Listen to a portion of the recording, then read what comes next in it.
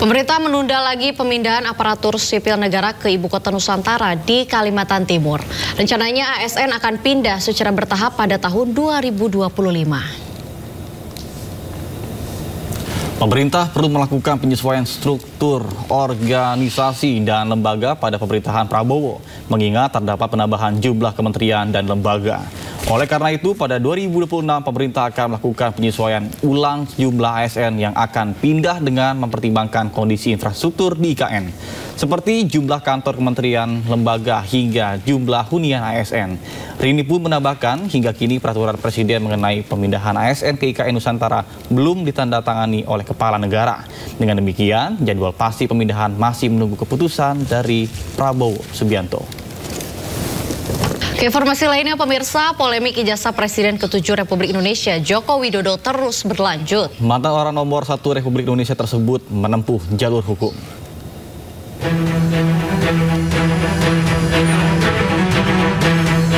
Polemik ijazah Presiden ke-7 RI Joko Widodo terus berlanjut. Mantan orang nomor 1 Republik Indonesia tersebut akan menempuh jalur hukum karena sudah menjadi fitnah dan pencemaran nama baik bagi dirinya. Joko Widodo menyebut dirinya siap menunjukkan ijazah asli jika diminta hakim pengadilan dalam persidangan. Joko Widodo menyebut seluruh permasalahan ijazahnya telah diserahkan kepada tim kuasa hukumnya dan tinggal menunggu langkah-langkah berikutnya. Nanti semuanya tolong ditanyakan kepada tim kuasa hukumnya. Ya, Mbak, sejauh ini Emang apa aja kayaknya guyon-guyon. Pak, lihat sini Pak. Rame ya Pak. Ke tengah itu. Oke. Ya, nanti akan. Ya, lihat sini Pak. Nggak jago. Meski demikian, menurut kuasa hukum Joko Widodo, Yakub Hasibuan, Joko Widodo belum memberikan instruksi secara langsung kapan akan melayangkan tuntutan, meski nama-nama calon terlapor sudah diberikan kepada Joko Widodo. Ya, jadi sementara ini memang sudah ada 4 orang yang kami lengkapi semua dokumen dan bukti-buktinya. Kapan dugaan tindak pidana dilakukan, di mana dugaan tindak pidana dilakukan, dengan metode apa dugaan tindak pidana dilakukan, dan sebagainya. Namun untuk nama-nama tersebut belum dapat kami sampaikan sekarang. Tentunya ini masih menunggu kembali lagi konfirmasi akhir dari Pak Jokowi seperti apa. Namun jika nanti kami dapat arahan dari Bapak untuk melanjutkan langkah hukum ini, tentunya kami akan sampaikan. Jokowi menambahkan bahwa pihak-pihak yang menuntut dirinya tidak berwenang mengatur dirinya terkait penunjukan ijazah aslinya. Tim Liputan iNews melaporkan. Pemirsa, usai peluncuran gerakan Indonesia Menanam, Presiden Republik Indonesia Prabowo Subianto memimpin kegiatan tanam padi serentak di Kabupaten Ogan Hilir, Sumatera Selatan. Menariknya, penanaman padi ini dilakukan dengan teknologi drone.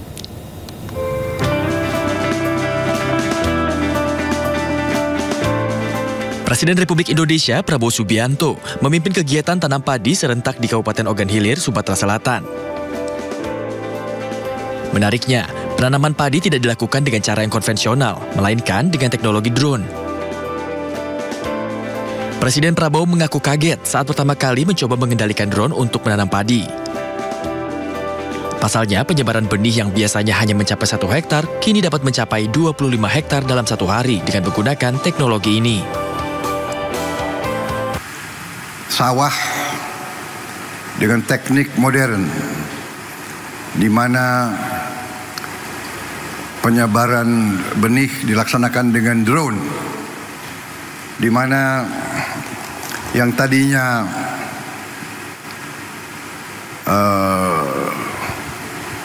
1 hektar membutuhkan 25 hari diolah. Kalau pakai cara tradisional, sekarang kita bisa mengolah 25 hektar dalam 1 hari. Dan tadi, di tempat tadi, menurut gubernur, itu adalah tempat buaya. Dengan inovasi ini, Prabowo menargetkan 100.000 hektar sawah produktif di Sumatera Selatan. Dengan begitu, produksi padi yang per tahunnya mencapai 3 juta ton akan meningkat hingga 4 juta ton. Ketahanan pangan itu tidak mungkin bisa diwujudkan oleh 1-2 pihak. Dalam konteks bernegara, tidak akan mudah bila itu hanya dilakukan oleh pemerintah tunggal. Mesti ada kebersamaan yang menyatu antara pemerintah dengan rakyat. Oleh karena itu, ketika pemerintah sudah memiliki programnya, sudah memiliki rancang bangun dan visinya, maka dari rakyat membersamai sehingga terjadi akselerasi dan membangun kesadaran bahwa ketahanan pangan itu penting. Rangkaian gerakan Indonesia Menanam ini pun disambut baik oleh para petani. Perhatian pemerintah terhadap profesi mereka ini diharapkan dapat terus meningkatkan produktivitas serta kualitas sektor pertanian Indonesia. Kegiatan petani sekarang sudah diekspos oleh pemerintah, ya. Diayomi oleh pemerintah, mungkin itu selanjutnya bisa kami harapkan itu. Ya, harapan kami acara ini kalau bisa jangan cukup di sini kan. Untuk selanjutnya petani ini harus diperhatikan gimana cara meningkatkan hasil tani yang kami harapkan dengan optimal. Presiden Prabowo berharap adanya gerakan ini menjadi gerbang terwujudnya swasembada pangan di Indonesia. Lebih dari itu, orang nomor 1 di tanah air ini berharap Indonesia dapat menjadi lumbung pangan dunia.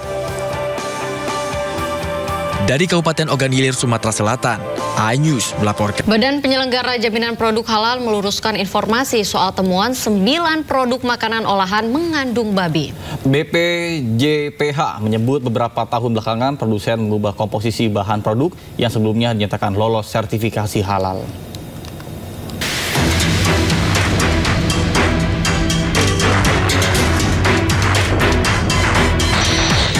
Badan Penyelenggara Jaminan Produk Halal atau BPJPH bersama Badan Pengawas Obat dan Makanan atau BPOM merilis daftar produk makanan olahan yang berlabel halal namun mengandung unsur babi atau porsin. Namun informasi ini belakangan diluruskan pihak BPJPH yang menyebut bahwa produk-produk tersebut sebelumnya halal, kemudian setelah dilakukan pengecekan ulang terbukti mengandung babi. Jadi saya luruskan, ya, bukan produk berlabel halal mengandung babi. Tidak demikian. Tetapi yang terjadi adalah bahwa kami senantiasa bersama BPOM melakukan cek, melakukan and recheck, melakukan inspeksi. Nah, di antara yang kami lakukan inspeksi itu juga random. Jadi produk yang berlabel halal pun kita ulangi lagi. Dan ternyata hasil dari pengecekan kembali ada produk yang semula diidentifikasi oleh lembaga pemeriksa halal tidak mengandung babi, berjalan 4 tahun kemudian, ya, kami lakukan pengecekan ulang, ternyata mengandung porsin, yaitu mengandung babi. Produk-produk yang mengandung unsur babi atau porsin rata-rata aneka cemilan yang kerap ditemui di pasaran. Cemilan ini banyak diminati masyarakat, terutama anak-anak karena rasanya yang kenyal dan manis. 7 dari 9 produk pangan ini diketahui telah mengantongi sertifikat halal, sementara 2 produk lainnya tidak mengantongi sertifikat halal. Sementara terhadap temuan ini, produsen diberi sanksi berupa penarikan semua produk dari pasaran dalam waktu 60 hari sejak diumumkan pihak BPJPH dan BPOM. Tim Liputan iNews melaporkan.